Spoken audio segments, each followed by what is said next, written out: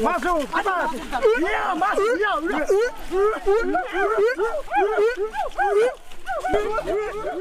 Kayu besi rawa sepanjang 17 meter ini disiapkan untuk membuat salib.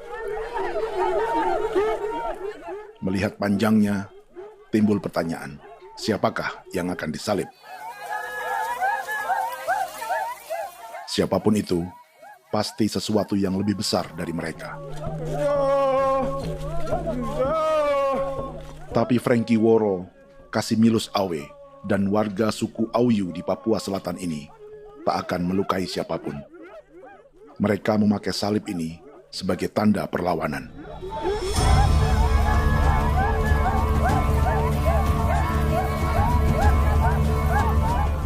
Yang mereka lawan memang lebih besar, yaitu pemerintah Republik Indonesia. Pemerintah sedang mengincar 2,5 juta hektar hutan orang Papua untuk proyek tanaman industri pangan dan energi.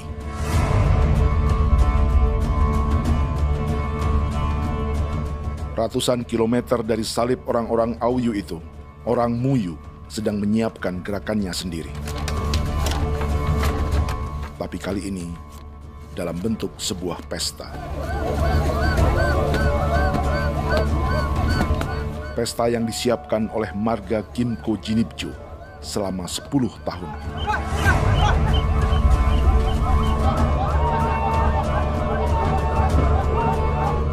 Sosok di marga ini adalah Willem Kimco, orang asli Papua yang tak punya kartu identitas kewarganegaraan manapun.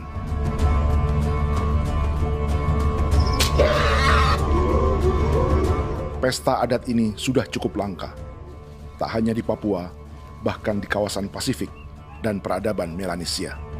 Awalnya bayarnya kalau bukan. Intinya hati kau tidak bipnuka, dan jitana ya kati kau beri barang dipo. Kau memang ambil kau kuning. Ada gagasan dan gerakan sosial di balik pesta orang-orang Muyu ini, sama dengan gerakan salib merah yang dimulai orang-orang Auyu. Salib ini akan menjadi yang terbesar dari 1.800 salib merah yang telah ditancapkan berbagai suku di Papua Selatan dalam 10 tahun terakhir. Ribuan salib merah yang dipadukan dengan palang adat adalah tanda larangan yang menyatukan unsur-unsur adat dan agama. Kami percaya bahwa kalau memang kami sudah tidak mampu untuk menyelesaikan persoalan ini, dalam hal ini perusahaan tidak bisa masuk, berarti kami minta bantuan kepada nenek moyang dan Tuhan. Atribut perang orang Auyu ini diukir atau dilukis, digambar di batang salib ini dengan tujuan bahwa kami larang dengan sangat keras. Jadi apabila siapapun, baik dari antara kita sendiri yang melanggar batas ataupun pihak lain yang mengganggu keselamatan hak tanah adat kami, maka kami siap untuk melakukan ancaman perang. Salib-salib ini tidak ditancapkan di halaman-halaman gereja, melainkan di tanah dan hutan adat, di dusun-dusun sagu, dan di tempat-tempat yang disakralkan. Sebab 1.800 palang adat dan salib ini memang bukan semata tentang agama, tapi untuk mencegah negara dan perusahaan memasuki tanah dan hutan adat mereka. Papua bukan negara kosong.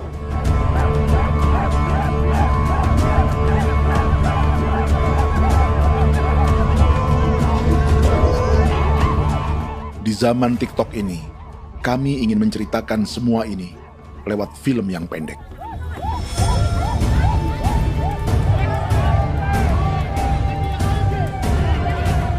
Tapi kami jelas gagal.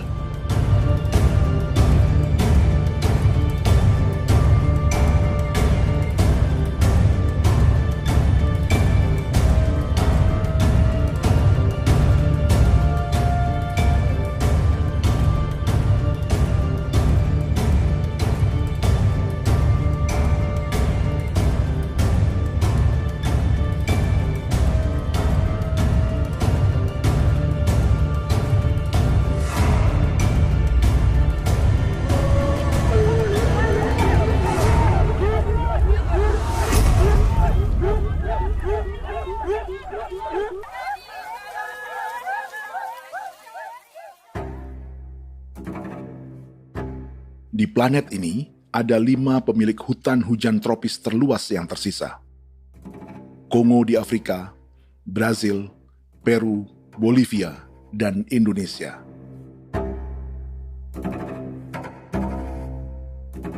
Di Indonesia, satu-satunya pulau yang hutannya masih terjaga adalah Papua, pulau terbesar kedua di dunia setelah Greenland.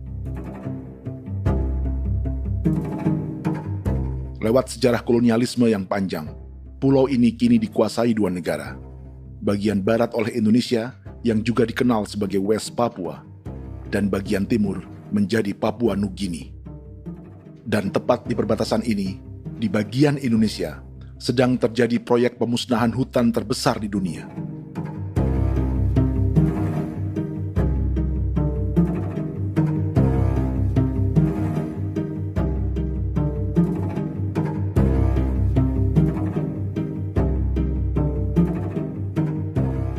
Pemerintah Indonesia sedang membuka lebih dari 2,5 juta hektar hutan untuk sawit, tebu, padi, dan peternakan. Ini disebut proyek strategis nasional untuk lumbung pangan dan energi yang jadi ambisi 3 presiden. Bagian terbesar direncanakan untuk mencetak sawah seluas 1,3 juta hektar. Lalu bagian lain akan ditanami tebu seluas 560.000 hektar untuk gula dan bioetanol. Setiap liter bensin di Indonesia akan dicampur bioetanol 10% atau E10. Ada 10 perusahaan di proyek ini, dan semuanya dimiliki oleh 1 keluarga saja. Berikutnya, ada areal sawit seluas 400.000 hektar untuk biodiesel. Targetnya mencampur 50% solar dengan minyak sawit atau B50. Dan terakhir, pemerintah akan membuka peternakan seluas 380.000 hektar. Jadi, apa yang salah dengan proyek pangan dan energi ini? 5 orang Papua dalam film ini akan menjawabnya.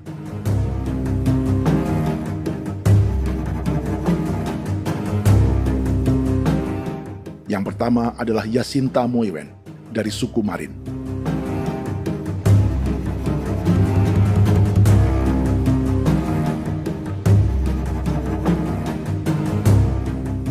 Yasinta dan warga di distrik Ilwayap di Merauke sudah menjadi korban. Hutan dan rawa sebagai sumber pangan dan ekonominya telah dihancurkan. Jalan sepanjang 135 km sedang dibuat, dan di kiri kanannya akan dicetak 1 juta hektar sawah.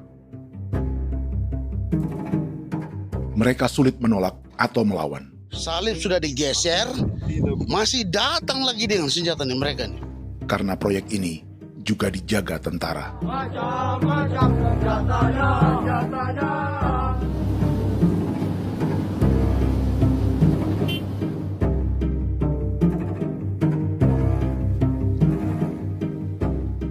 Yang kedua adalah Natalis Buer di distrik Tanah Miring, Merauke. Petani milenial ini merasa ditelantarkan. Sebab setelah hutannya diubah menjadi sawah, sebagian sawah-sawah ini tak tergarap. Orang asli Papua seperti Natalis tak punya modal untuk benih, pupuk, perawatan, hingga ongkos panen.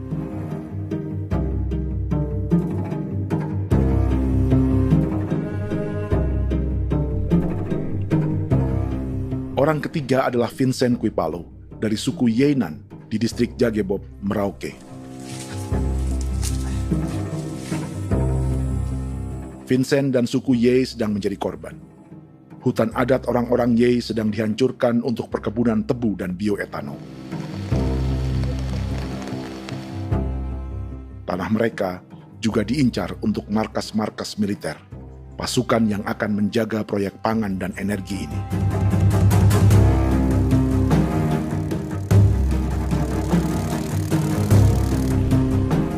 Yang keempat adalah Frankie Woro dari suku Auyu di distrik Fofi, Kabupaten Bovendigul. Hutan dan tanah mereka terancam perluasan perkebunan sawit untuk campuran biodiesel atau B50. Orang-orang dari suku Auyu ini adalah calon korban. Merekalah salah satu pelopor gerakan Palang Adat dan Salib Merah. Meski kadang berseberangan dengan gereja yang mereka anggap lebih mendukung pemerintah dan perusahaan. Mereka bahkan sedang merencanakan gerakan yang lebih besar, dengan salib yang lebih besar. Tanah milik Somu Sobisiba itu bahwa tanah ini diciptakan oleh Tuhan dan memberikan warisan kepada kami. Kami ini hanya hak jaga.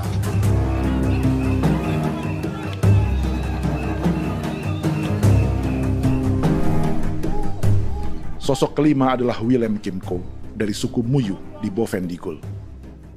Tokoh adat dari Muyu ini hidup di garis belakang proyek negara, sehingga belum menjadi korban. Tapi mereka sedang bersiap menghadapi segala kemungkinan. Tinggal di belantara dan perbatasan membuat sebagian mereka tak punya status kewarganegaraan. Tapi mereka telah hidup jauh sebelum ada Indonesia atau Papua Nugini.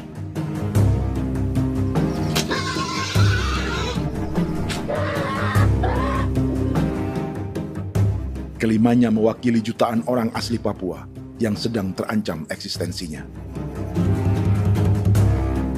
Jika kita merasa kepunahan peradaban Neanderthal di Eropa, Aztec dan Inca di Amerika, atau aborigin di Australia adalah sejarah masa lalu, film ini menceritakan bagaimana pemusnahan sebuah bangsa dan kepunahan sebuah peradaban sedang terjadi di masa hidup kita.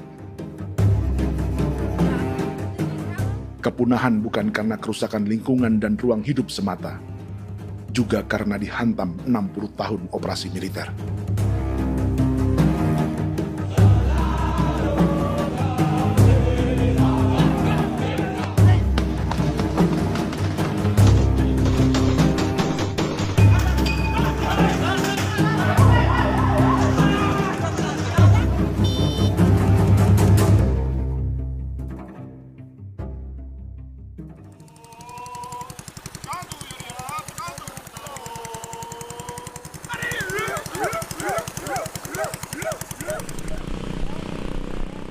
Frankie Woro dan orang-orang Auyu sedang berburu. Tapi lokasi perburuan mereka mulai dikuasai perusahaan perkebunan sawit.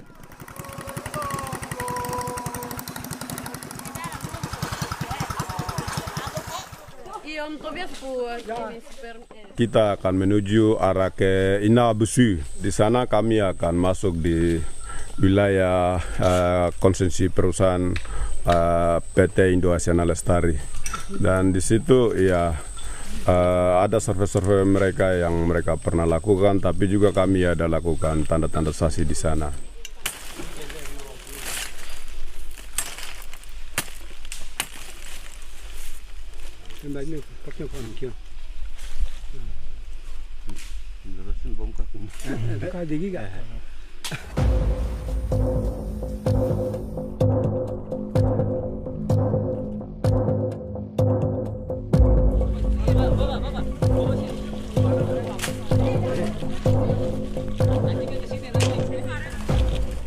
Dapat dengan yang induknya, tapi karena induknya dia lari dan terlambat kerja, akhirnya yang bisa kita dapat dia punya anak ini saja.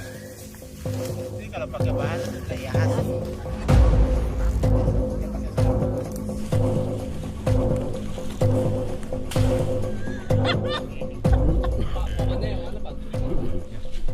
Pohon ini pohon bitanggur, dia punya kayu ini kita biasa gunakan untuk kerja perahu, dan juga kulit depu getanya itu kita pakai untuk kerja ini, panah-panah ini lem, jadikan lem ini, panah-panah.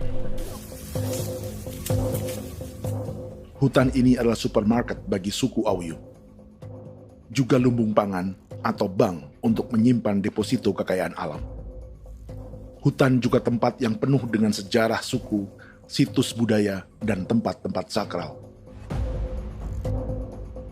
Inilah yang sedang mereka pertahankan dari incaran pemerintah dan perusahaan. Untuk semua alasan ini, mereka menancapkan ribuan salib merah.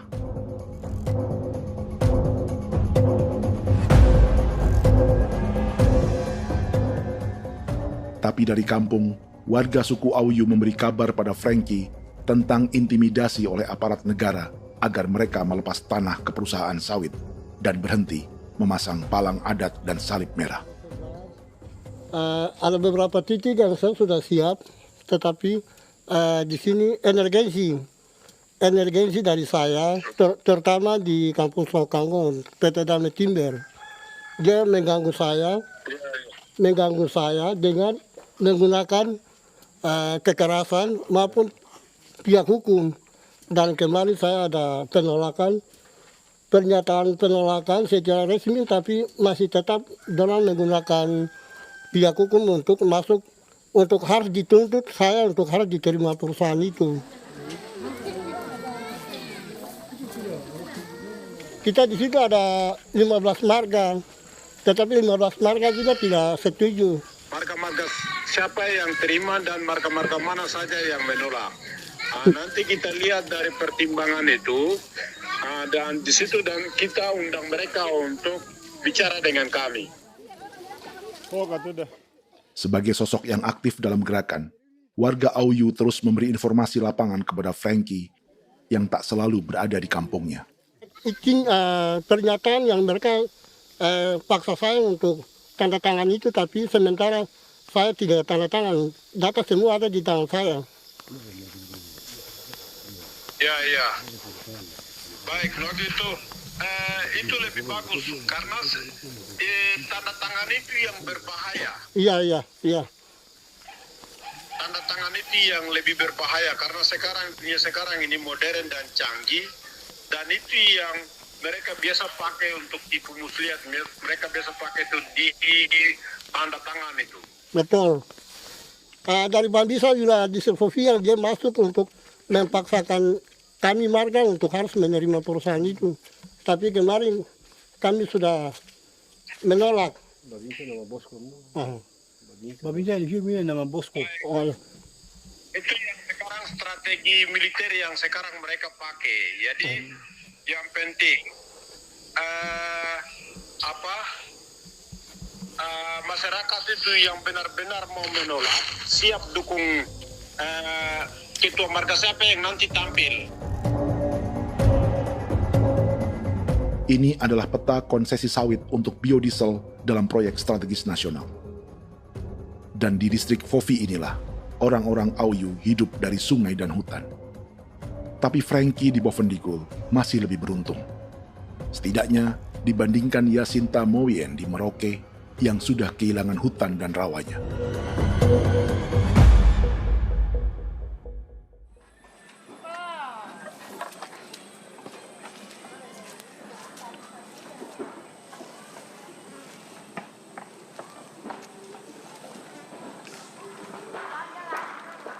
Yasinta dari suku Marin adalah petani sayur di Kampung Wanam, distrik Ilwayap, Merauke.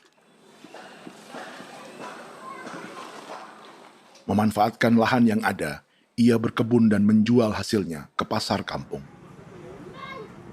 Ini ekonomi warga di Wanam untuk menghasilkan uang, lalu memberi barang kebutuhan yang tak bisa mereka produksi sendiri. Tapi kehidupan sebenarnya ditopang oleh ekosistem hutan dan rawa. Inilah sumber pangan utama dan peradaban mereka.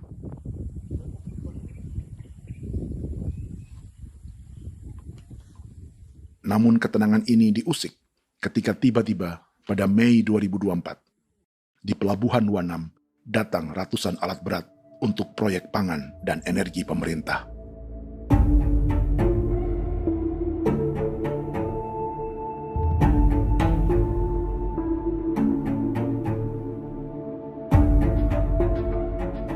Kami masyarakat setempat kami tidak tahu. Kami kaget pagi-pagi kapal sudah ada di pelabuhan kami.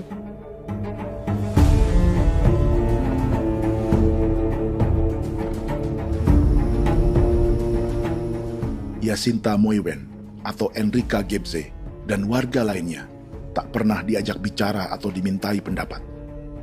Seakan-akan Papua adalah tanah kosong. Kita suka kaget yang dong bawa turun alat berat dong bawa turun, kita kaget masyarakat. Dorang subongkar itu kayu-kayu.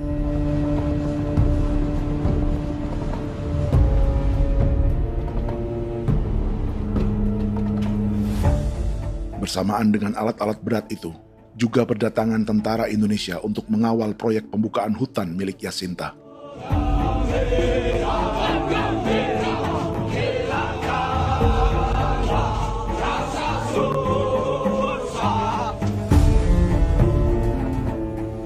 Ribu alat berat didatangkan dari Cina ke Papua oleh perusahaan bernama John Lin Group sebagai kontraktor pemerintah. Ini disebut sebagai pesanan eskavator terbesar di dunia dengan nilai 4 triliun rupiah. Misinya membuka hutan dan rawa milik orang Marin, salah satunya untuk membangun jalan sepanjang 135 km. Sementara di kiri kanannya akan dicetak sawah yang ditargetkan seluas 1,3 juta hektar. Jalan berupa garis lurus ini bukan rute tradisional ekonomi masyarakat. Jalan ini akan menghubungkan kawasan perkebunan sawit dan tebu di sebelah timur, juga untuk mobilisasi pasukan militer. John Lin Group adalah perusahaan yang dimiliki Andi Samsudin Arsyad atau yang dikenal dengan Haji Isam. Sebagian orang mengenalnya sebagai pengusaha yang hobi balapan mobil.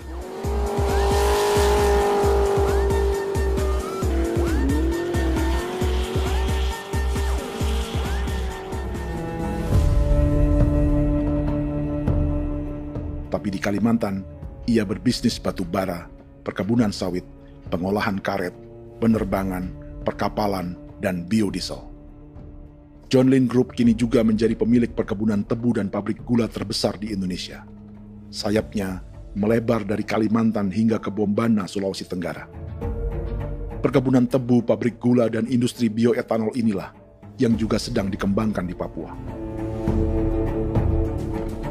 Foto ini adalah momen ketika Isam bersama kerabatnya, Menteri Pertanian Amran Sulaiman dan Menteri Pertahanan Syafri Samsudin meluncurkan program biodiesel atau B50 di Kalimantan Selatan. B50 artinya setiap 1 liter solar, 50%-nya akan dicampur minyak sawit. Perusahaannya, PT John Lin Agroraya, menjadi salah satu pemainnya.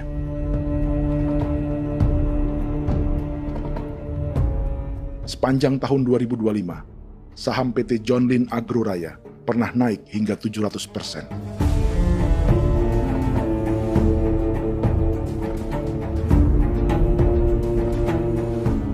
Perusahaan sawitnya yang lain, PT Pradiksi Gunatama, sahamnya bahkan pernah naik 4.000% hanya dalam 1 tahun.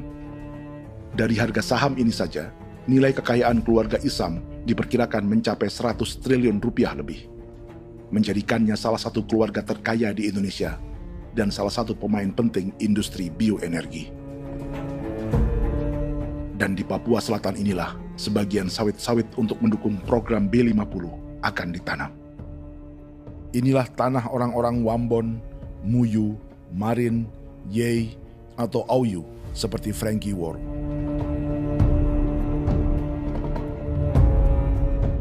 Haji Isam pernah menjadi tim kampanye nasional Presiden Joko Widodo dalam pemilu 2019 saat melawan Prabowo.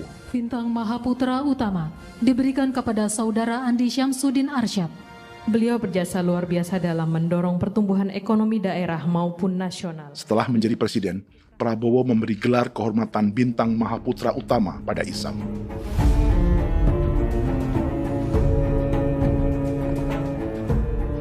Sejumlah menteri Prabowo, juga kerabat dan orang-orang yang pernah bekerja di perusahaan Isam.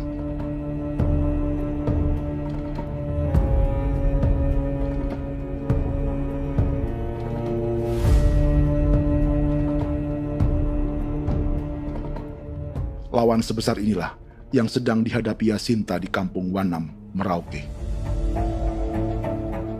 Atau petani perempuan lain seperti Enrika Gebze. Jadi alam kita ini sudah rusak.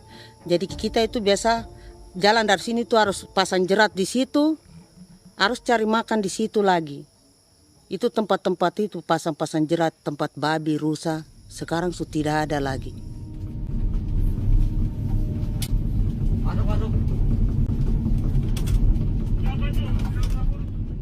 Rekaman ini memberi gambaran bagaimana Kasuari kehilangan rumah di bekas hutan dan rawa yang telah dibabat.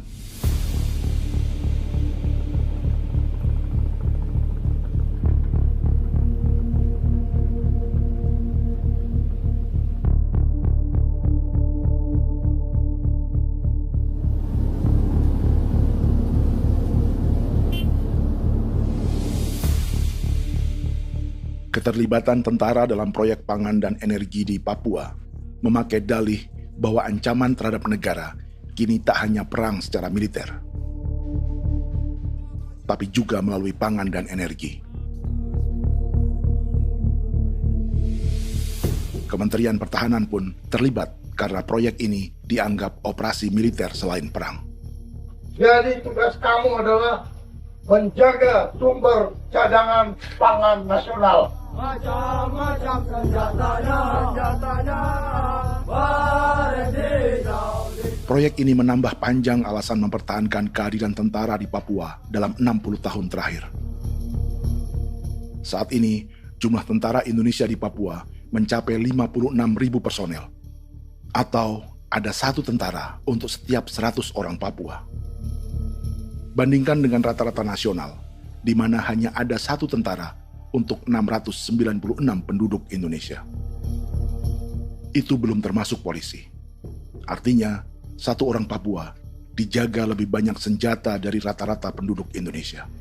Tanah dan hutan diambil secara sepihak untuk kepentingan pembangunan batalion dan bandar antariksa. Ini bentuk perampasan masyarakat. Penolakan kehadiran markas-markas militer terjadi di sejumlah tempat di Papua. Tak hanya karena trauma dan ketakutan, juga karena mengambil tanah-tanah adat.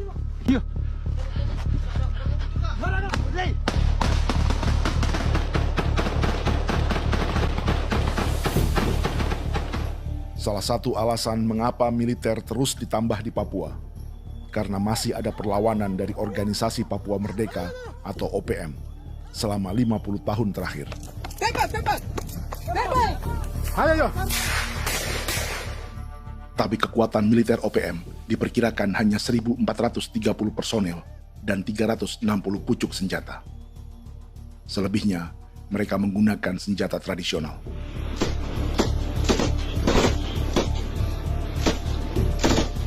Dengan demikian, kekuatan tentara dan polisi di Papua 58 kali lebih besar dari gerilyawan Organisasi Papua Merdeka.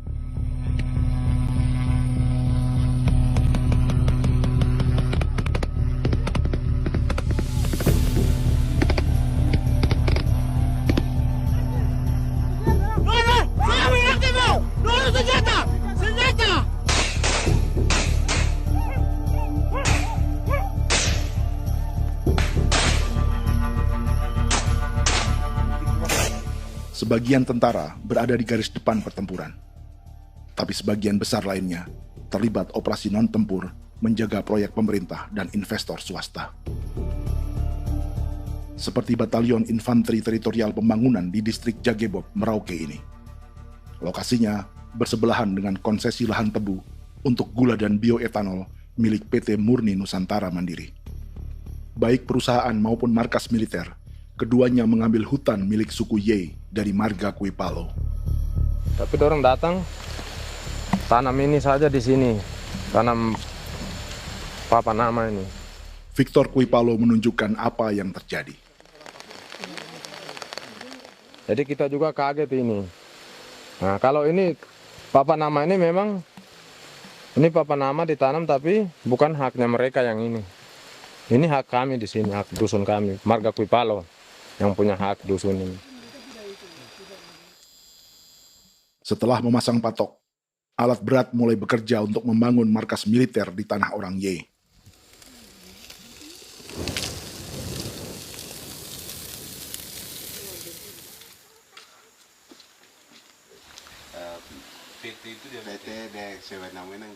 Kehadiran markas militer mengkhawatirkan warga yang pernah mengalami trauma.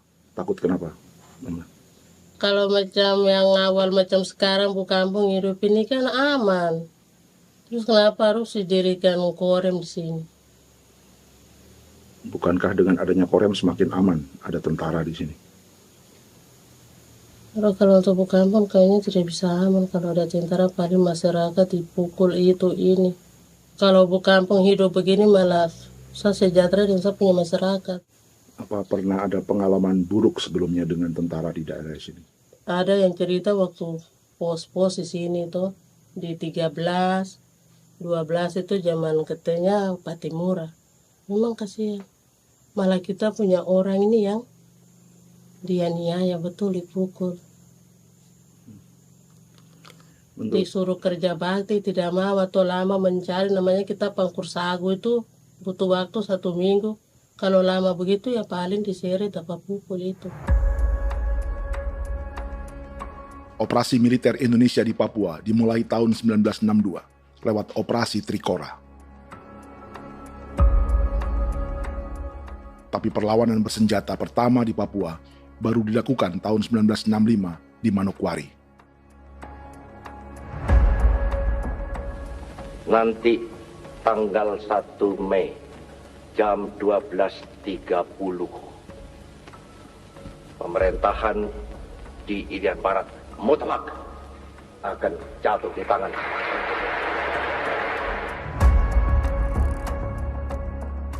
Sejak itu, selama 60 tahun, operasi militer untuk menaklukkan Papua terus dilakukan.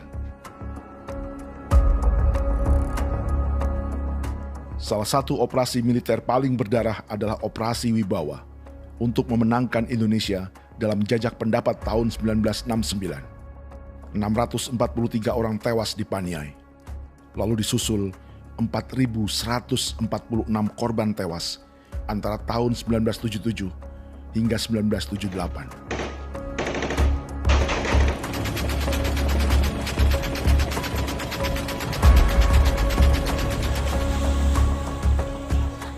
Operasi militer ini menimbulkan gelombang pengungsian hingga kini. Dewan Gereja Papua mencatat 103.000 orang menjadi pengungsi pada tahun 2025 dan nyaris tak diberitakan media-media Jakarta.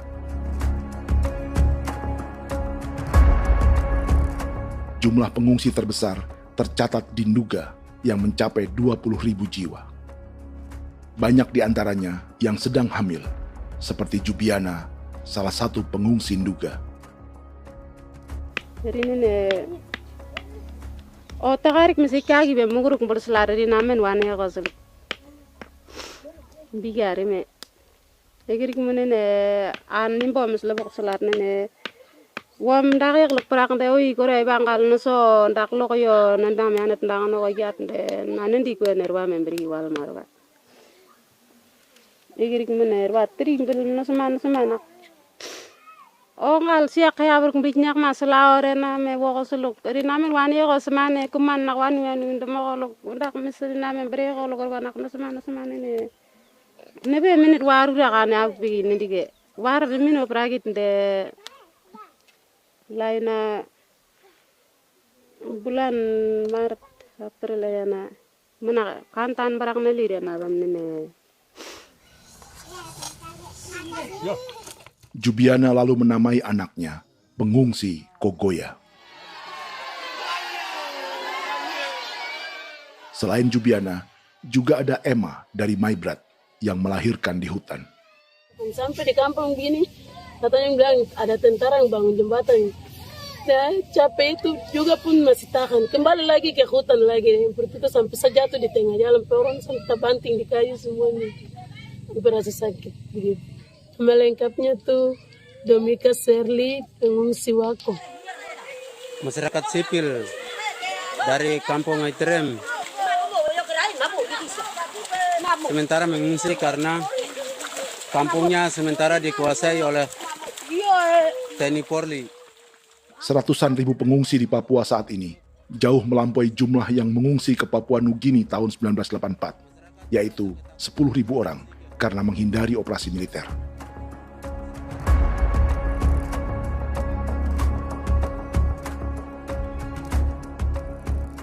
Bersamaan dengan operasi militer, eksploitasi sumber daya alam Papua juga dilakukan sejak masuknya tambang emas dan tembaga Freeport pada tahun 1967.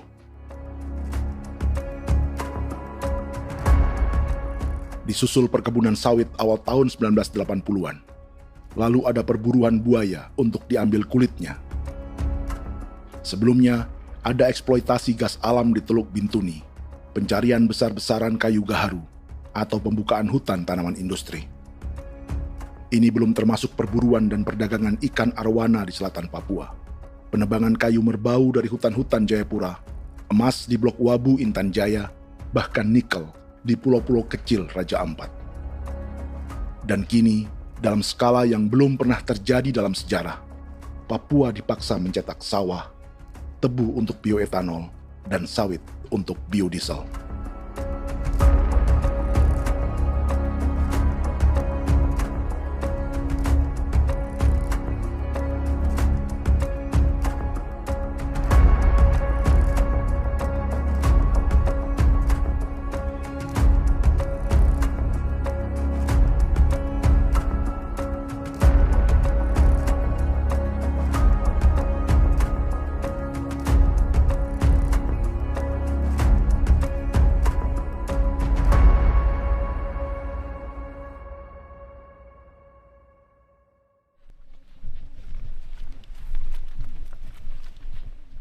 Inilah yang sedang menimpa keluarga Vincent dan Victor Kuipalo di Merauke.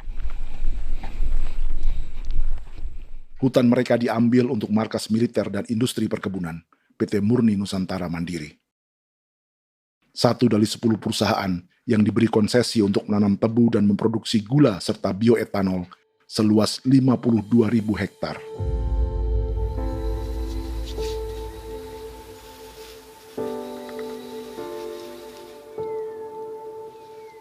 Perusahaan ini dianggap mengambil hutan dan tanah orang-orang Ye, terutama marga Kuipalo, yang memiliki hak adat terhadap 2.300 hektar hutan.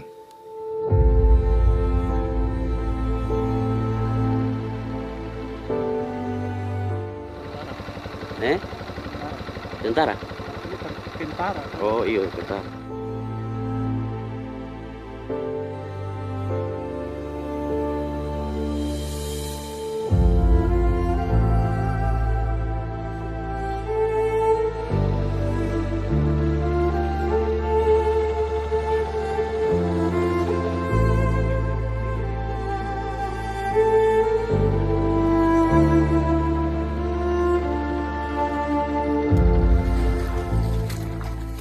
Keluarga Kuipalo sedang melihat apakah perusahaan semakin mengancam tanah mereka. Dan kekhawatiran itu terbukti. Iya, makanya tadi saya bilang ini dari sini saja dekat ini sudah masuk di dalam ujung lapang ini. Ini hutan, yang ini hutan yang orang ada bongkar sekarang ini. Ini sudah punya alat tuh dekat ini. Dekat sekali ini. Ini di sini. Nacau, kelapa itu yang jalan lama, jalan setapak ini. Dari udara, terlihat alat-alat berat semakin mendekati tanah orang-orang Ye, marga Kuipalo.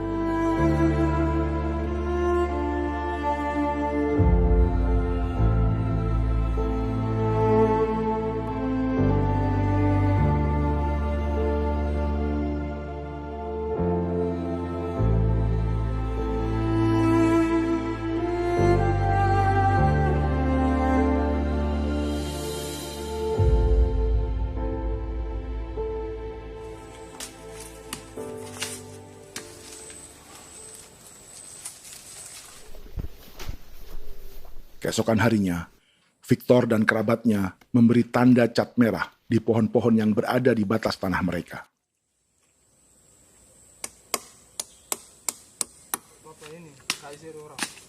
Tapi tanda peringatan adat ini tak diindahkan perusahaan.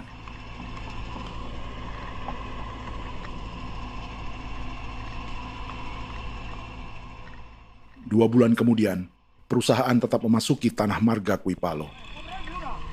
Sama. Kami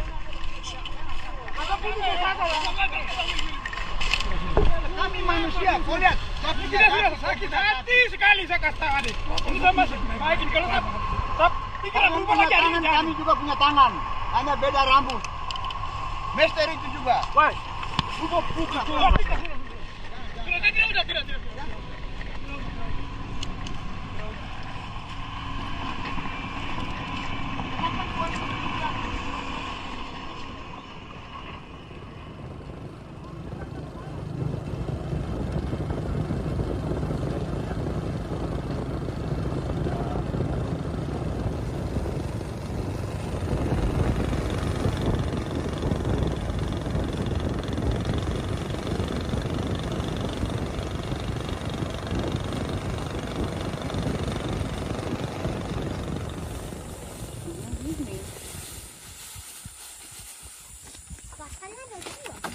masuk sini.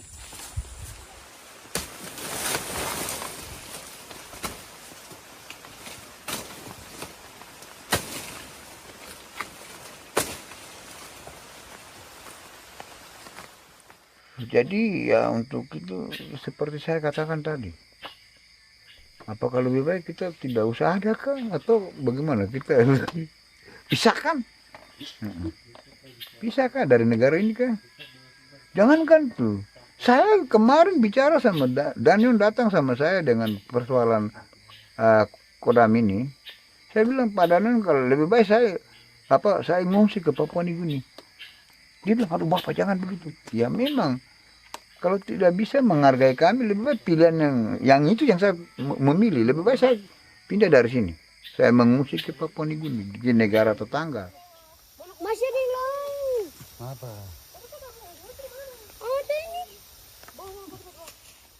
Saya bilang sama Kapolsek, Pak, Agustus ini, 17 Agustus saya tidak kasih naik bendera merah putih. Saya bendera ada, nanti saya taruh di meja.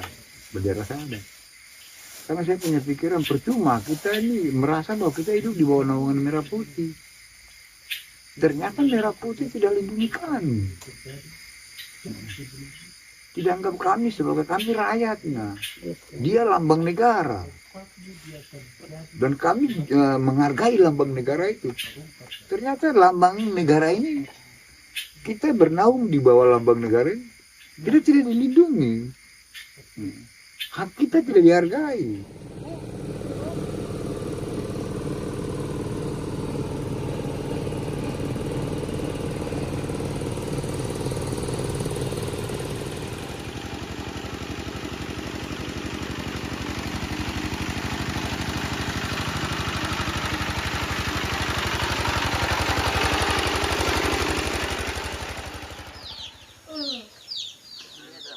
Marga Kuipalo dari suku Ye terus mendapat teror dan intimidasi agar melepas tanah mereka yang hanya dihargai Rp300.000 per hektar.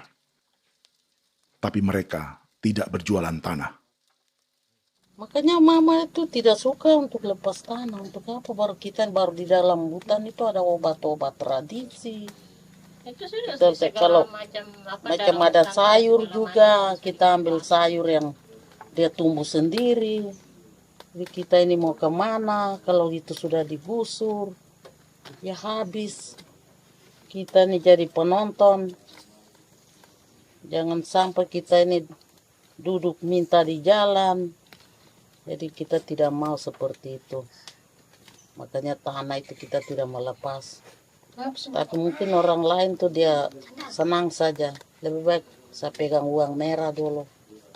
Saya bisa beli-beli itu ini. Nanti datang uang sudah habis, gembel, mau cari kemana lagi, hutan sudah habis, mau makan ikan di mana, kali sudah hancur. Seperti Yasinta di Wanam, suara dan gerakan kaum perempuan Papua sangat nyaring dan tak bisa diabaikan. Saya sebagai perempuan tolak untuk perusahaan masuk di sini. Karena kalau saya terima anak-anak saya mau dikemanakan, mau tinggal di mana. Apapun yang terjadi saya tetap tolak. Demi tanah ini saya akan berjuang, demi saya punya anak-anak. Yang katanya mengutamakan anak Papua, nyatanya yang kerja kebanyakan ya orang-orang Jawa. Dan sendiri orang Jawa, tapi bukan mau bicara yang tidak-tidak. Memang kenyataannya seperti orang-orang Papua itu diterbelakangkan, kurang diutamakan, gitu.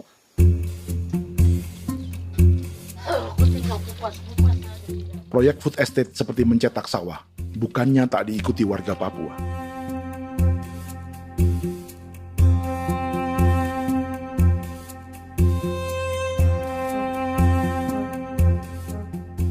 Salah satunya Natalis Buer di distrik Tanah Miring, Merauke.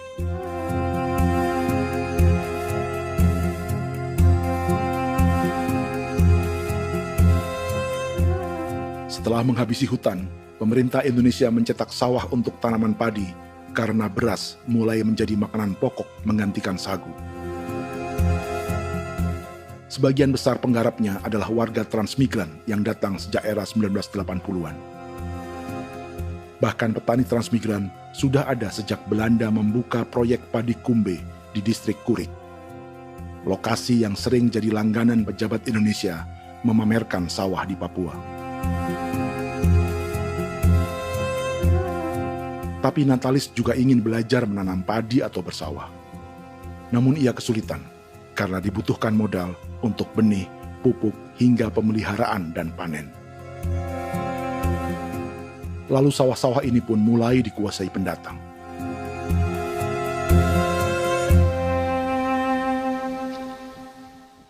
Tapi sejauh ini di kampung kami ini yang saya lihat memang ada kelompok kami punya di sini yang sudah tergabung dalam Gapoktan, kemudian masuk dalam optimalisasi lahan. Tapi baru saya anak asli yang punya lahan di sini. Mereka tidak punya. Pemerintah dalam hal ini adalah Kementerian Pertanian bersama-sama Kementerian Pertahanan yang dalam hal ini pada garis di bawahnya adalah TNI Angkatan Darat, memberikan support yang maksimal kepada masyarakat khususnya di Merauke dalam rangka. Saya kemarin habis 9 juta. 9 juta ya? Iya, 9 juta karena dia sudah tidak dipakai toh. Ya. Perempuan Papua seperti Filomina juga mau bertani. Pemerintah memberi bantuan Rp900.000 per hektar lewat program optimalisasi lahan atau OPLAH. Tapi dibanding biaya produksi dan harga jual gabah, Filomina mengaku berkali-kali rugi dan kini memutuskan tak lagi menggarap sawahnya. Terus kita harus cari uang untuk kombe. Betul. Karung kita beli. Karung beri sendiri lagi. Tenda kita beli. Ini dari yang offline ini don tidak siapkan. Tidak ada.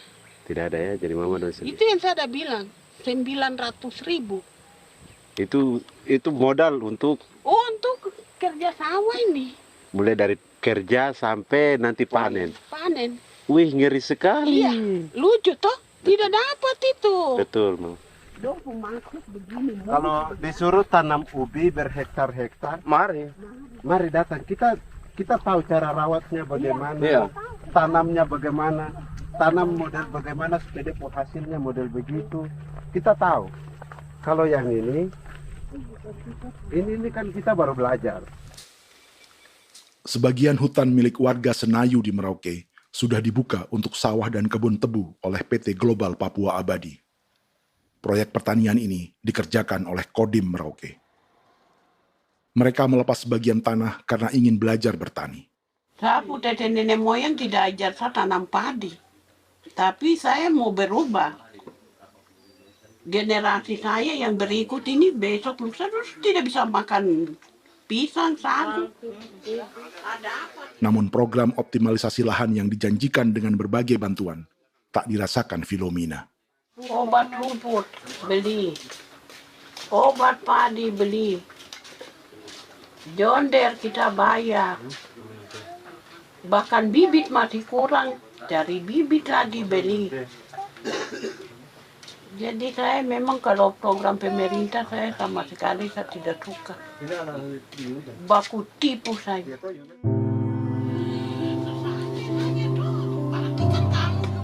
Mereka merasa ditinggalkan sendiri, jatuh bangun belajar bertani padi. Sementara sumber pangan dan air yang semula mudah didapat, kini telah berganti sawah dan kebun tebu. Dulu kita masih bisa jalan, nanti masak di kali, pakai air kali. Minum pakai air kali. Sekarang, kok mau masak? Tidak ada air. Air sudah susu, mau minum tidak bisa. Sudah dengan obat. Drone semprot tebu itu saja drone. Drone yang semprot. Saya lihat di itu. Jadi kita bukan drone yang terbang di atas untuk disemprot. Iya, itu semprot obat. Dong lempar pupuk di bawah ya dia mengalir ke kali. Mengalir ke kali, ke rawa-rawa.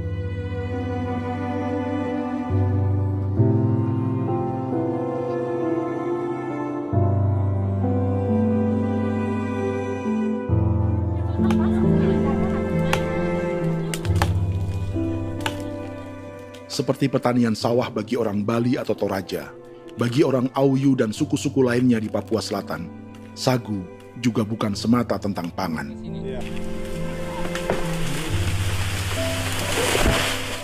Bagi orang Auyu dan Marin, sagu adalah kerabat, sosok orang tua, sosok nenek moyang yang harus dijaga dan dilindungi. Lagi bikin apa mama ini mama? Pakai toko itu sagu.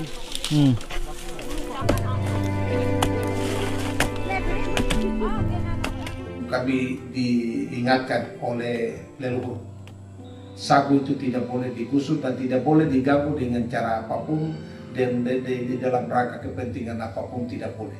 Kamu harus bela, bahkan sampai nyawa pun harus menjadi taruhan demi membela keselamatan pemberangan sagu di atas tanah ini.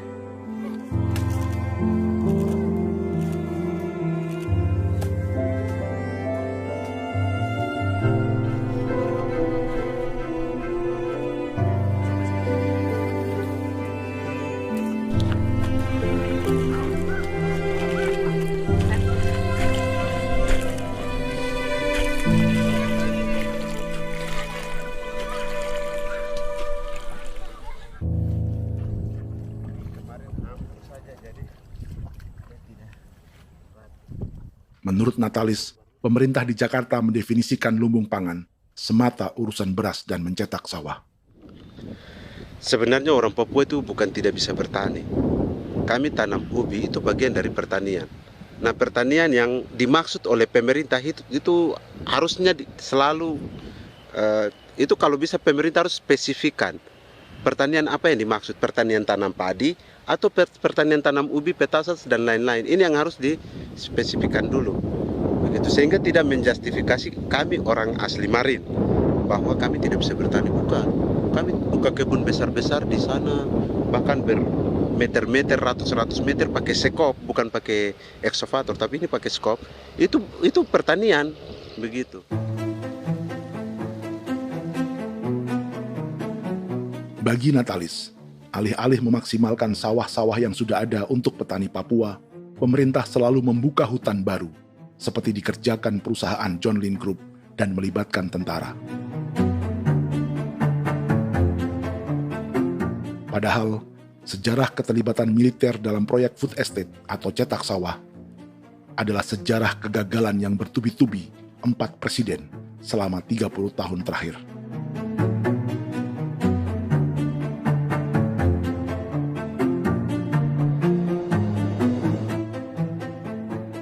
Papua bukan yang pertama menjadi proyek lumbung pangan yang melibatkan tentara. Kalimantan telah menjadi korban 30 tahun sebelumnya.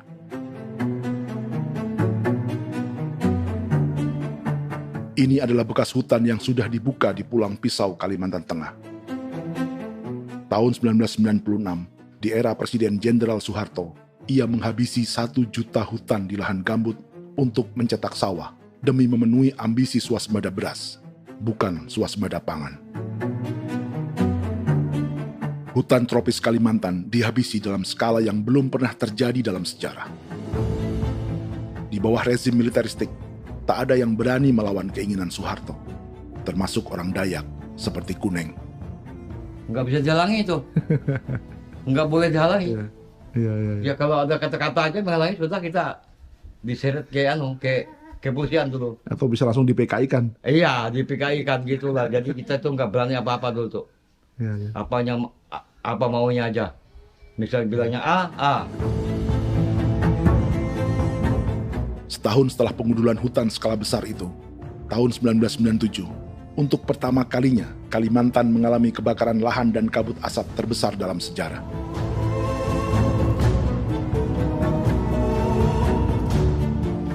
Sebagai ilustrasi, ini kondisi kabut asap tahun 2015.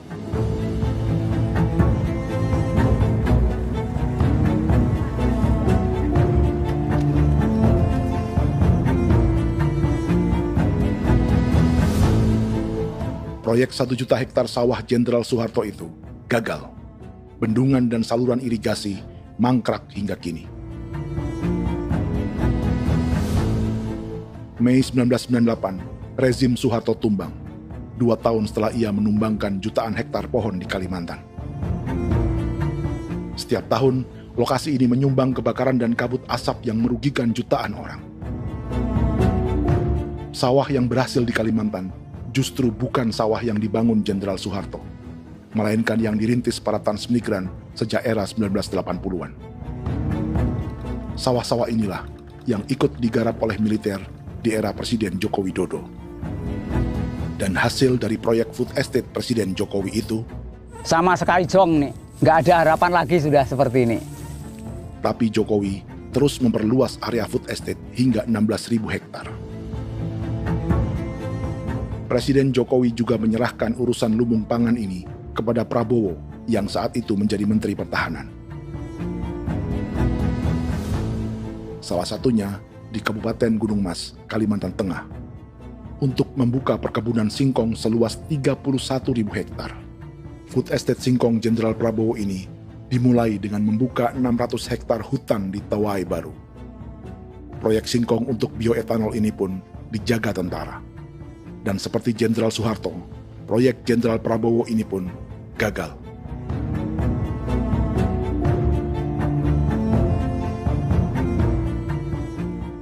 Dengan reputasi ini, Joko Widodo dan Prabowo justru sedang membuka 2,5 juta hektar di Papua.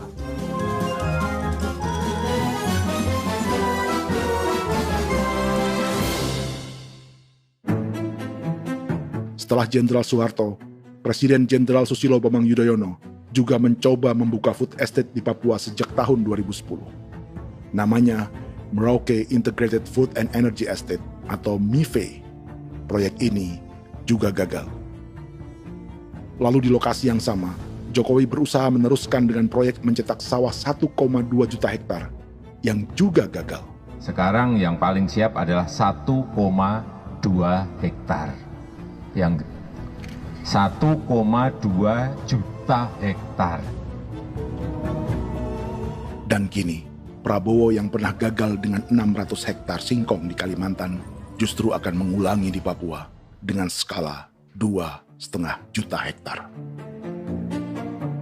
Di daerah Papua pun harus ditanam kelapa sawit supaya bisa menghasilkan juga BBM dari kelapa sawit. Dalam setiap proyek pangan dan energi di Papua, yang lebih menonjol bukan tanaman pangannya, melainkan untuk energi atau bahan bakarnya. Sawit untuk biodiesel dan tebu untuk industri bioetanol. Ada 10 perusahaan yang diberi konsesi hingga 0,5 juta hektar untuk tebu. Dan 10 perusahaan itu dimiliki oleh 1 keluarga saja.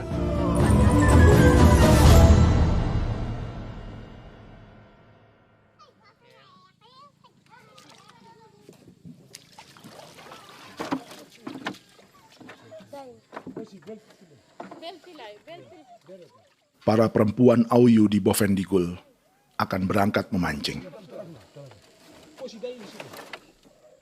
Priska Beni membantu menyiapkan perahu.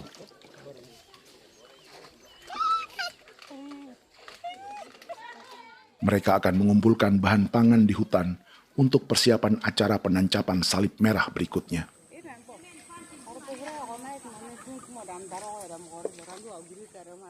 Priska sudah mengambil posisi memancing.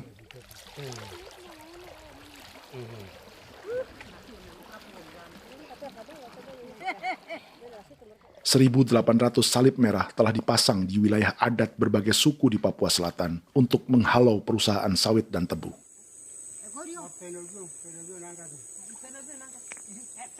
Maria Tebung yang paling muda datang membawa hasil. 2 ekor ikan gastor alias gabus toraja. Sebagai generasi Z, pendidikannya sampai sekolah dasar. Di perusahaan perkebunan seperti sawit atau tebu, ijazah SD hanya bisa menjadi buruh kasar. Tapi ia tak tertarik. Karena kita hidup itu dari alam, kita pancing, juga di darat, bawa anjing, terus bikin pagar sagu, dapat babi, bawa baru kita makan. Jadi kita tidak mau perusahaan masuk. Kita tidak akan terima. Sementara Priska Beni masih mencari peruntungan. Tapi baginya, menjadi nelayan di Sungai Fofi masih lebih baik daripada bekerja 9 tahun di perkebunan sawit. Sudah pengalaman, jadi kita tidak mau lagi. Seberapa lama ketika kerja itu? Selama di sana. 9 tahun di sana. 9 tahun? Saya baru pulang dari perusahaan. Selama 9 tahun kerja di sawit, bisa punya rumah kah? Atau tidak. Motor kah? Tidak. Johnson kah? Tidak. Cuma makan saja. Pendapatan juga kan tidak lebih. Habis dimakan.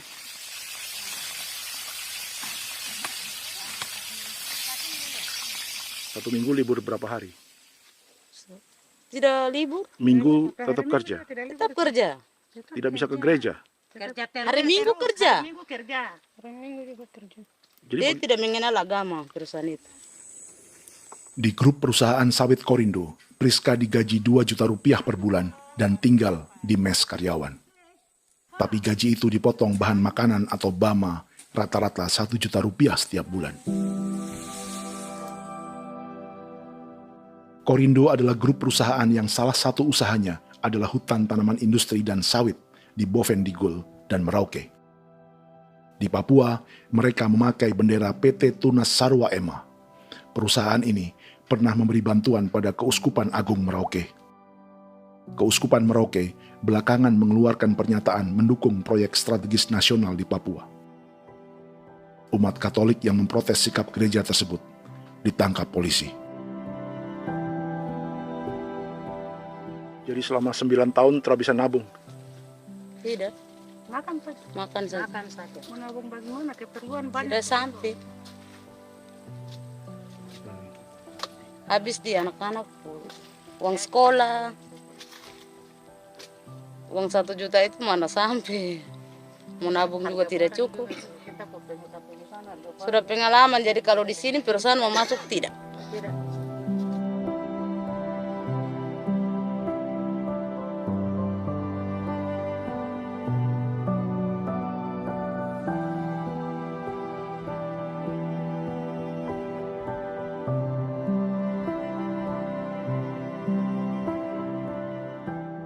Dan menu makan siang seperti ini agaknya sulit bagi buruh sawit atau tebu yang digaji 2 juta rupiah per bulan. Generasi Z seperti Maria Tebung atau generasi milenial seperti Priska Beni punya matematika ekonominya sendiri. Sawit untuk biodiesel atau tebu untuk bioetanol tak akan ada bedanya bagi mereka.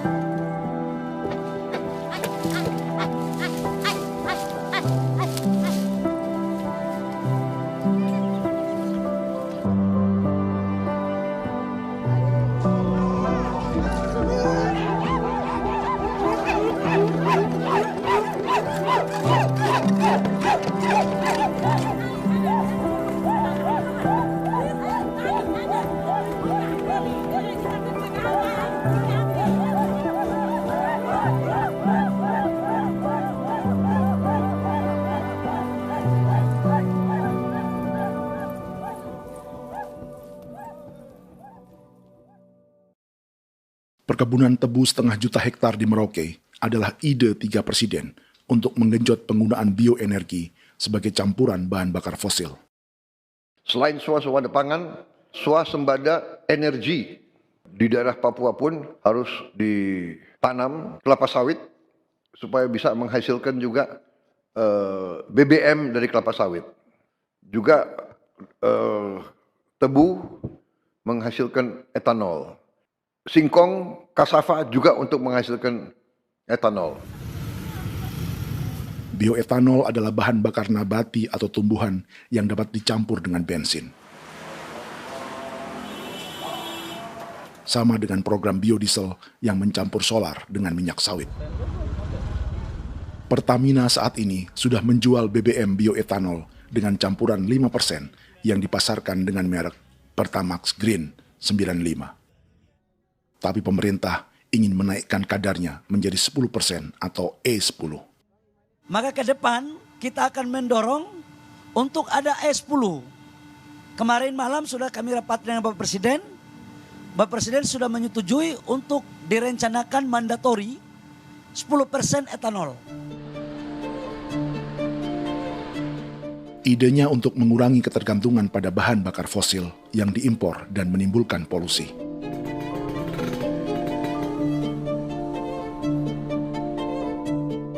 Tapi bioetanol bukannya tak mengorbankan lingkungan, hutan, rawa, dan manusia.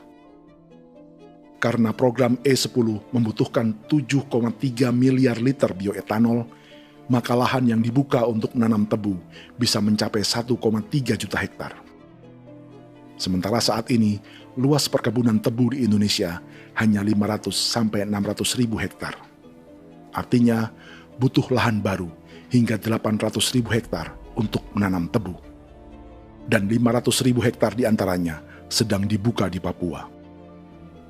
Hutan yang tadinya untuk menumbuhkan pangan berubah jadi tanaman untuk bahan bakar di jalanan.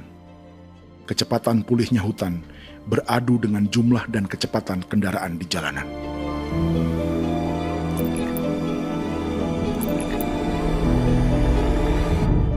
Dahaga terhadap energi tak pernah bisa dipuaskan. Setelah minyak sawit untuk biodiesel, dunia kini merambah singkong, jagung, dan tebu untuk bioetanol. Benua Amerika, Eropa, sebagian Afrika, hingga separuh Asia kini mulai memakai bioetanol sebagai campuran bahan bakar.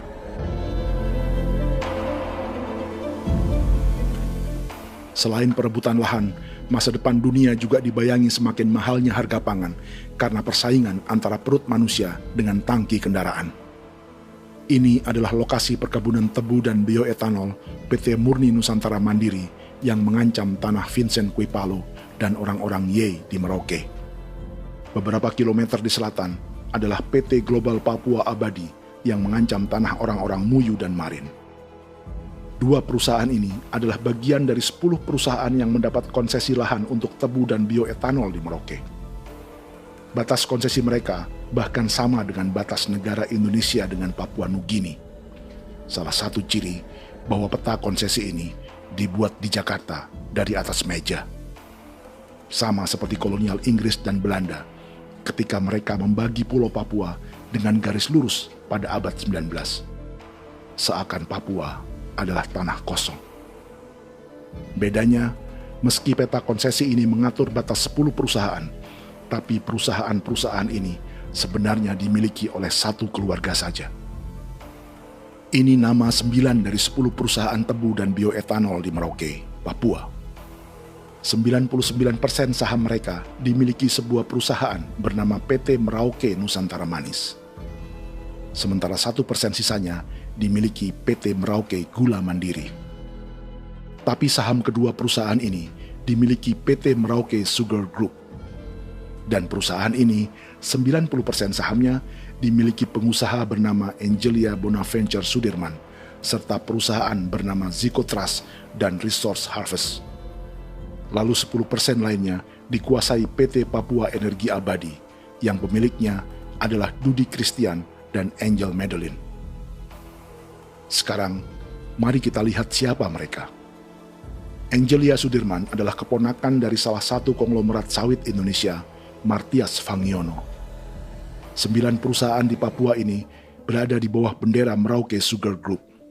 Dan Merauke Sugar Group hanya satu dari 7 grup perusahaan milik keluarga Fangiono.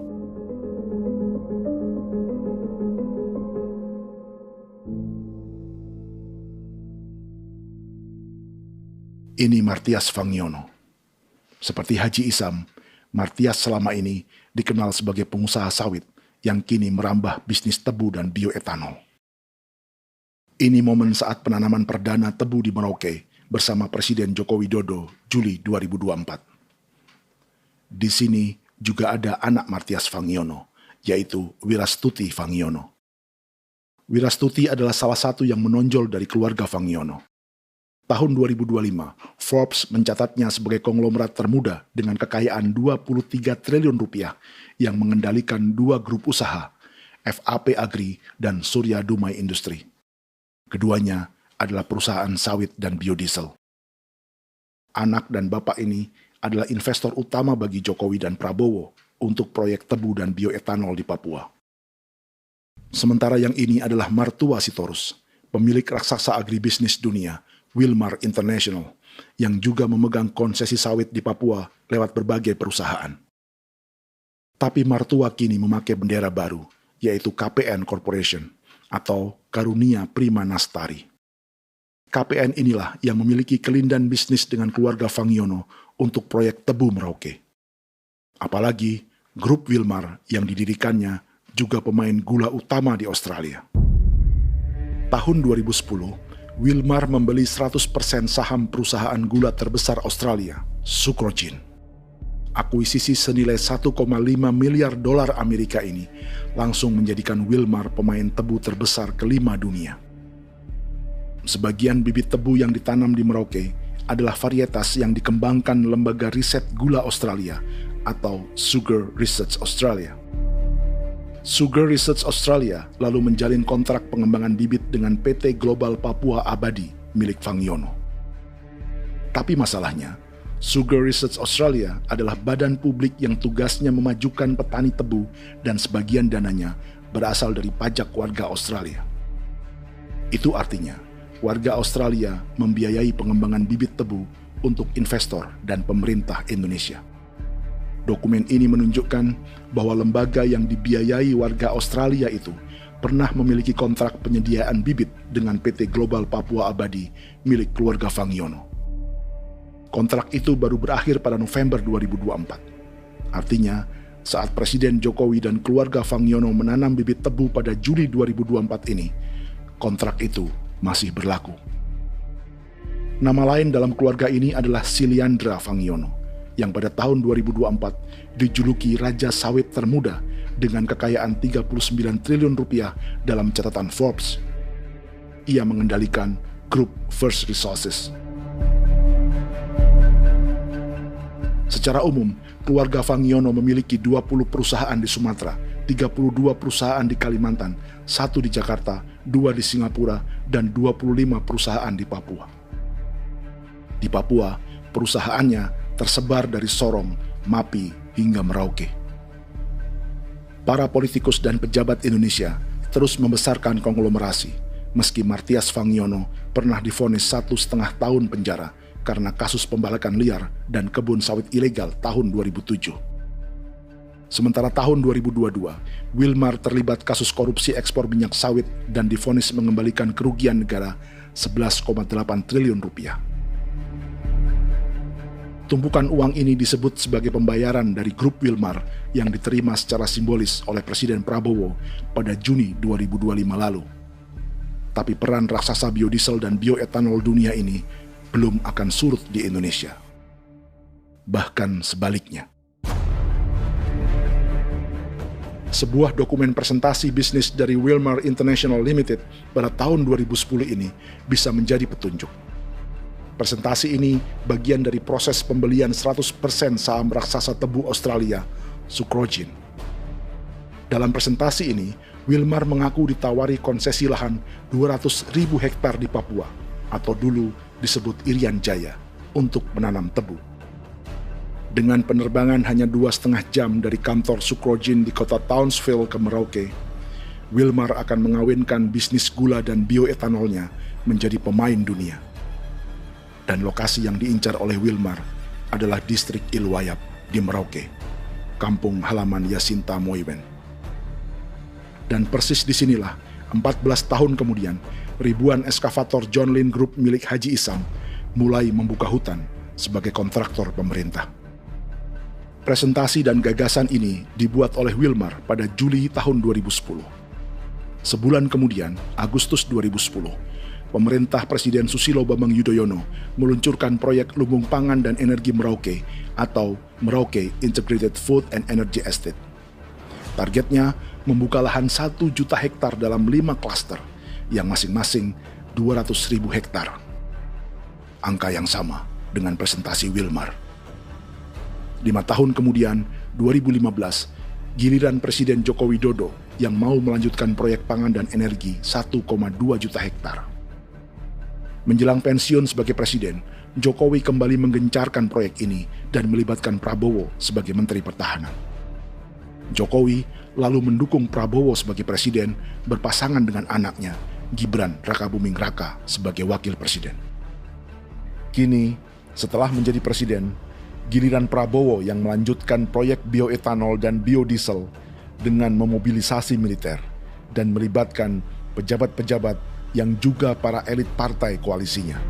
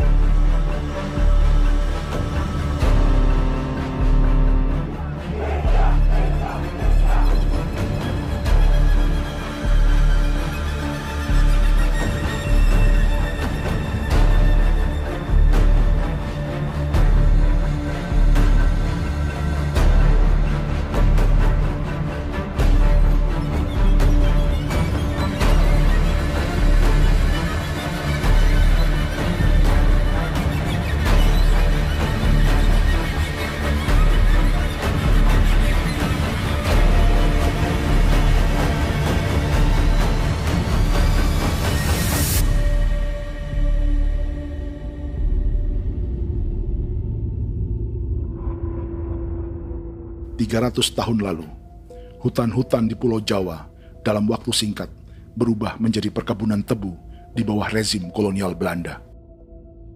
Orang Jawa menjadi buruh dan petaninya dipaksa menanam tebu. Dari kolonialisme dan politik tanam paksa itu, Belanda memperkaya negara dan para investornya. Tak puas membuka hutan untuk perkebunan di Jawa dan Sumatera, kolonial Belanda menanam tebu hingga di Suriname dan mengerahkan ribuan orang Jawa sebagai buruh pada tahun 1890. Inggris yang sudah menguasai negara seluas India dan Papua Nugini pun masih menanam tebu jauh di tengah Samudra Pasifik, di tanah orang-orang Fiji. Lalu memindahkan puluhan ribu orang India menjadi buruh di sana. 200 tahun sebelumnya, ratusan ribu orang Afrika bahkan diperbudak untuk bekerja di perkebunan-perkebunan tebu Spanyol dari selatan Eropa hingga Karibia, Kuba, atau Jamaika. Jika dulu tebu menjadi gula atau emas putih, kini cerita kolonialisme tebu berlanjut di Papua untuk bahan bakar nabati atau bioetanol. Dan seperti semua cerita tentang kolonialisme, akan ada yang berpesta dan ada yang membayar. Dalam setiap cerita pesta kolonialisme, baik di Jawa, Karibia, atau di Papua, selalu melibatkan para elit lokal, dari pejabat, perwira, hingga agamawan. Tapi dalam setiap kolonialisme, juga selalu ada cerita tentang mereka yang mempertahankan diri dan melawan.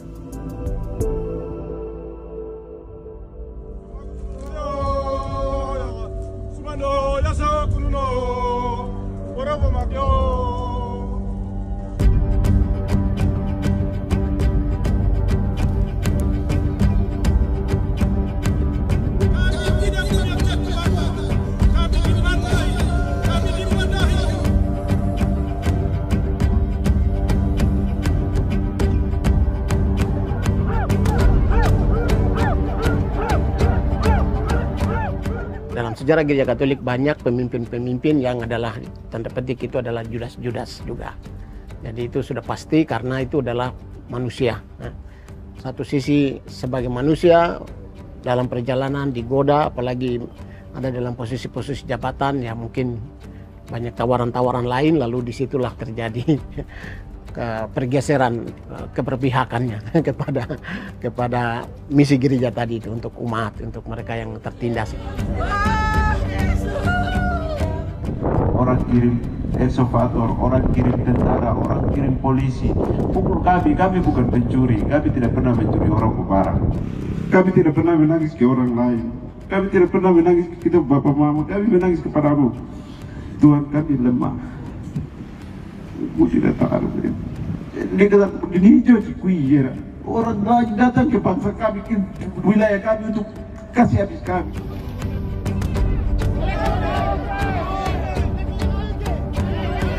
Ya Hakimam Dehi, Ya Hakimam Dehi, Bono Ya Hadikul Dehi, Bono Ya Hadikul Dehi. Kita buat sasi seperti begini untuk menolak perusahaan apapun yang masuk di tanah kami. Kalau kita kasih, kita bikin rusak sekarang, kita punya generasi berikutnya mau dapat kemana. Jadi kita nyatakan sikap di sore hari ini, kami tolak. Apa yang dilakukan pemerintah untuk PSN adalah kejahatan. Pemerintah bagian dari kejahatan, aktor perusak dan pembunuh terhadap negara, terhadap alam, hutan, terhadap manusia. Jadi negara jadi aktor pembunuh. Jadi Pilatusnya siapa? Negara, pemerintah Jakarta ini. Tanah Wiu bukan kosong. Masyarakat adat kami siapa? Perusahaan tolak. Biar asal.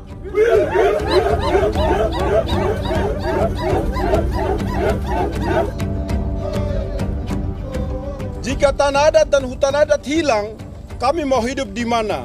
Maka di sini saya mau bilang, negara jangan tipu-tipu kami lagi.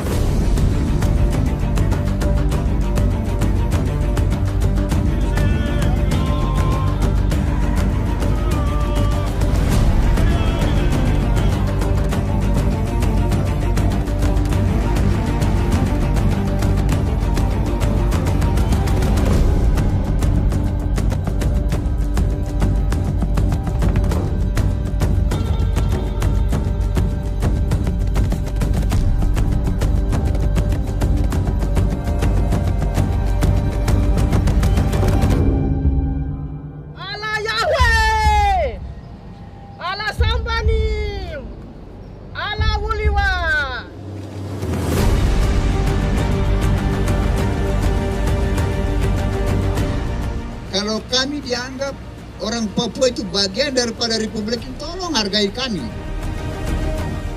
Dengan adanya PSN, PT John Group yang sudah menerobos tanah kami dan hutan kami, merusak alam kami.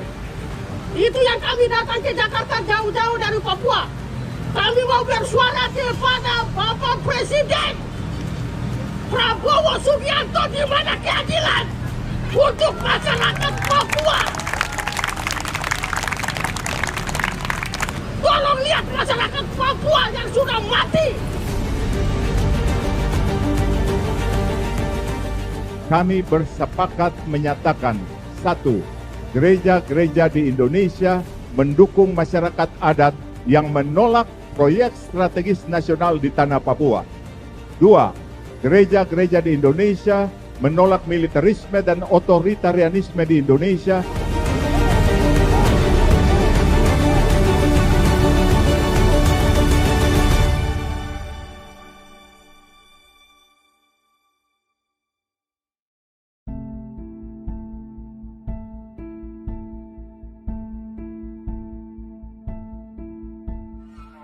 Kita sering merasa banyak hal buruk sudah jadi cerita sejarah. Dan kita sekarang hidup lebih baik, lebih beradab, atau mustahil melakukan kejahatan seperti di masa lalu. Kita tidak lagi menghukum mati orang dengan memenggal kepalanya. Kita menembaknya atau menyuntik racun agar tertidur dan mati. Tapi ada hal-hal yang tak berubah. Salah satu pembantaian yang kuat di ingatan kita adalah kejahatan Nazi atau genosida di Rwanda. Padahal pembantaian juga sedang terjadi di masa kita, seperti di Gaza, Palestina. Penghancuran sebuah peradaban seperti Indian di Amerika atau aborigin di Australia juga kita anggap masa lalu. Sekarang kita merasa lebih baik dan lebih toleran. Padahal proses penghancuran bahkan pemusnahan yang sama sedang terjadi terhadap bangsa Melanesia di Papua. Begitu juga dengan praktik kolonialisme. Kita merasa penjajahan seperti dilakukan Portugis, Inggris, atau Belanda sudah menjadi sejarah. Dan Indonesia tidak mungkin menjajah.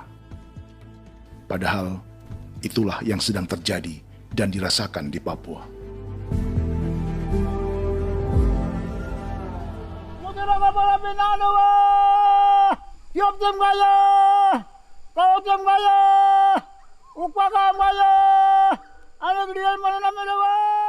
Jalannya sejarah ini disadari Willem Kimco di pedalaman Bovendigol, Papua. Hidup terpencil dan tak tersentuh urusan negara bukan berarti selalu aman.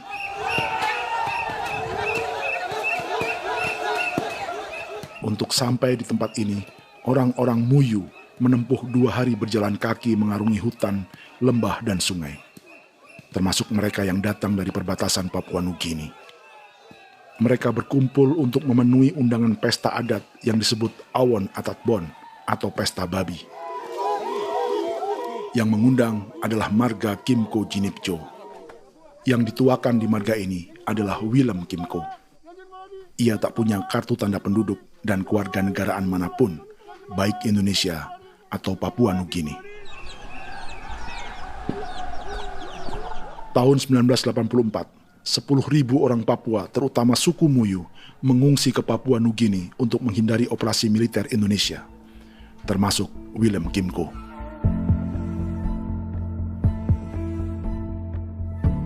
Apa yang membuat pesta adat ini istimewa? Apa bedanya dengan acara serupa yang dihadiri pejabat, tokoh agama, LSM, atau yang direkam oleh kru televisi dan konten kreator? 13, 14, 15, 18. Pertama, untuk membuat pesta babi, orang Muyu perlu persiapan selama 10 tahun. Sebab, babi-babi yang akan jadi bagian dari pesta ini tak boleh dibeli, alias harus dipelihara sendiri. Babi-babi ini bukan bantuan pejabat pemerintah, gereja, atau LSM.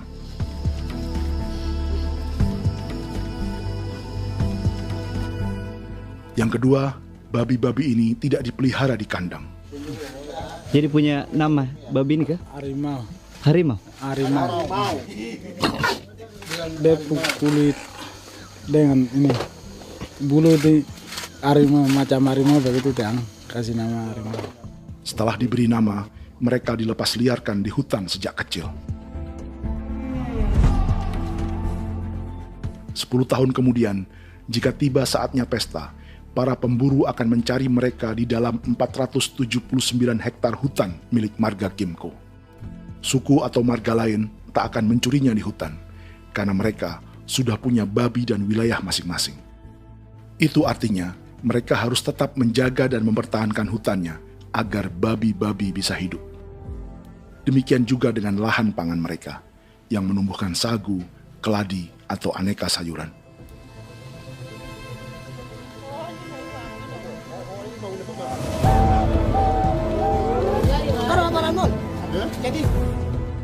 Yang ketiga, dalam Awon Atatbon atau pesta babi, binatang ini tidak dimakan secara gratis. Setiap marga atau klan dalam suku Muyu akan membayar jerih payah tuan rumah menjaga hutan dan memelihara babi.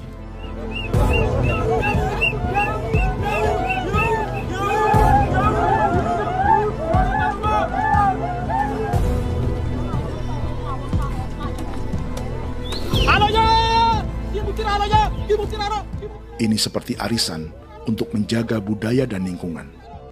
Bagian dari budaya dan ekonomi timbal balik yang ditandai dengan siklus memberi dan menerima.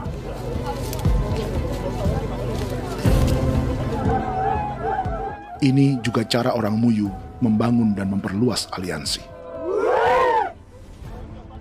Awon bet begul bet, ulan yau kando bet, asat bet anani, asat bet jenek liga anani, oh, ado, amten anani, menini tene jaga, kepo kemo ko di mana, kepo kemo mayat nih, kep tetek no mayangul, kep kanin bet wini ke iftore wen, ne wen ne tene ya kadek nih, oke, kepo nanti kutok kemo, kepo kepasak kutok nanti.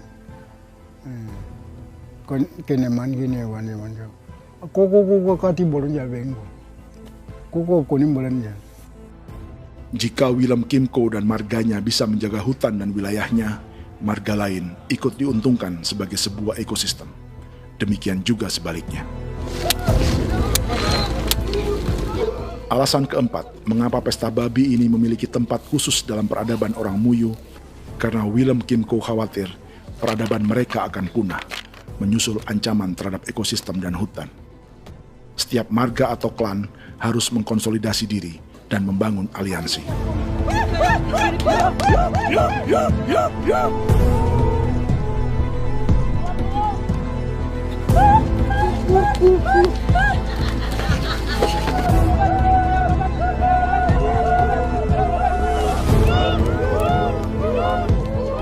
Kekhawatiran Willem dan orang-orang Muyu tak berlebihan. Ruang hidup mereka bersinggungan dengan proyek bioetanol dan biodiesel pemerintah Indonesia. Mereka juga tahu apa yang telah dan sedang menimpa suku lain seperti Auyu di Bovendigul atau Yainan dan Marin Anim di Merauke.